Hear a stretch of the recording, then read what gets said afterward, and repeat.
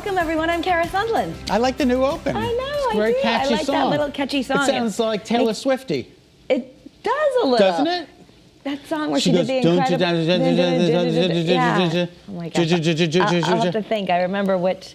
That video where she turns into everything, and the cat. And the whole thing. And speaking of cats, you know I attract a wide variety of viewers on the morning show. Yes, and some of them are feline. Some of them are feline. Take a look. This cat, Daisy, is watching me do the weather this morning, which I so appreciate. Thank you, Daisy.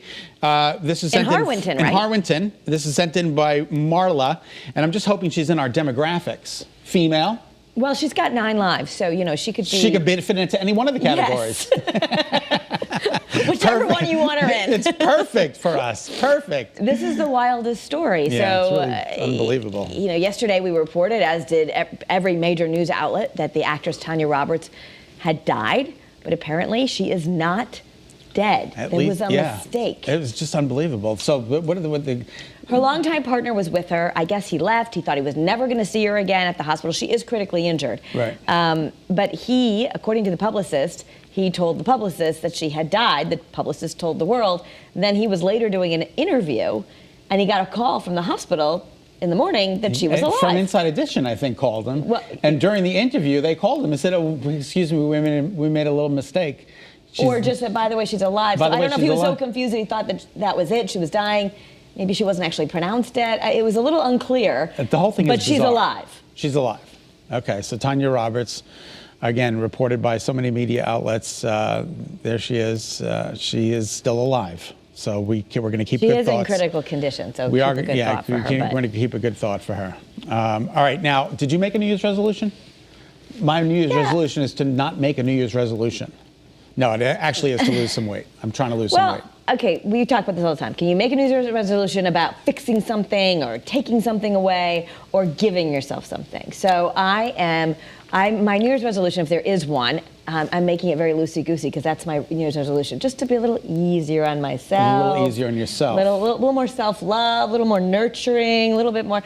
This is a time where we're supposed to be being kinder to ourselves. Okay. And then that helps you just be a better person. No, I got to lose some weight.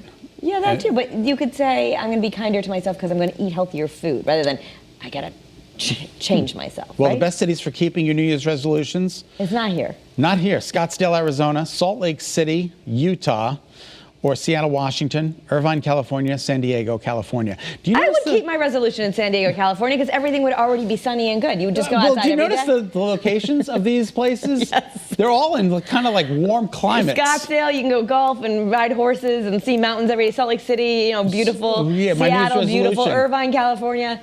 My New Year's resolution to play more golf.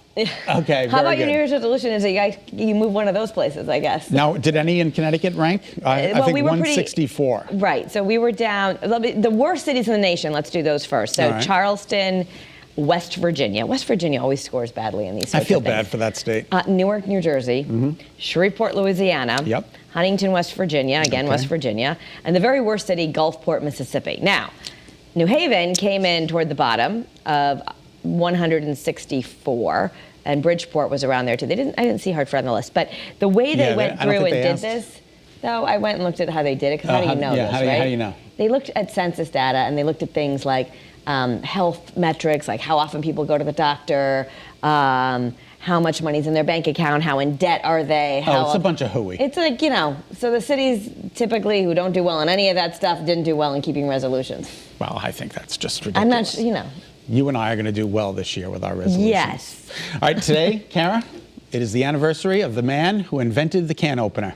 Ezra Warner. Ezra Warner, and he's from Waterbury, Connecticut. From Waterbury, the brass city. Right here. That's why we have this can opener. January 5th, 1858. This changed people's lives. Yeah. So it's 163 years old, and before that, I don't know, they used like a bayonet. A bayonet, and they used to, and a chisel and a hammer, and then they went to a bayonet. Do you know what? I sometimes feel like, because I don't know, does your can opener break all the time? I always get can openers, and they're always broken. So and then you know what I do? I go backwards. We just need a bayonet again. I go backwards because sometimes that'll open the can instead of going forward. You go backwards. Okay. And believe it or not, it does. It does actually work. Yeah. All right. Talk about some serious snow. Look at this in Italy. Yeah. Who would like to dig out over this? This looks like my driveway over the weekend. No, I'm just kidding. No, not that Look at much. this. Snowcats rescuing people in Italy. This is in northern Italy in the mountainous regions there. But Kara, they got a lot of snow. It's the Vigili del Fuoco, the Belluno. And somehow shoveling snow sounds better in Italy. Just go get your Look at this. Look at this. I think there's a car in there. Just be careful, because there might be a car in there. Unbelievable. That is really All right, unbelievable. Hillary Duff is saying that she got an eye infection from taking so many coronavirus tests. She has to take them all the time What do they think? They stuck it because too far up and hit the of her eyeball? work, and they test frequently. Now, the CDC doesn't know of any reports that taking multiple tests would cause that, but Yeah. that's what she thinks happened to her.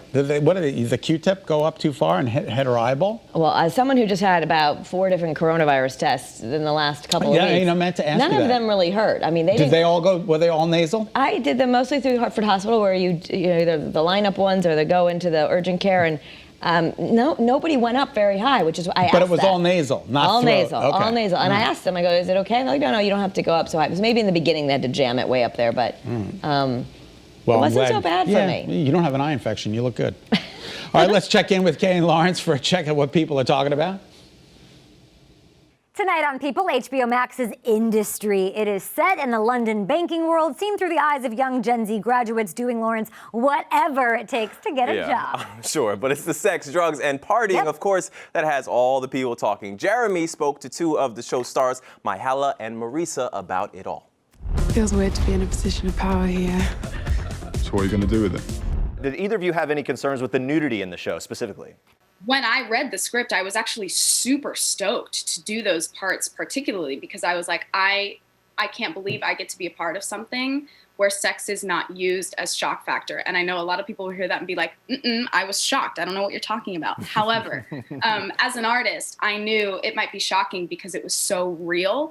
I think it wants to show all of their lives, and these are young people, and sex is a part of their lives. I kind of think it didn't really kick in until the day that I was first stood there and like, oh yeah, people are going to see this. Has your family seen? Find that out tonight on People.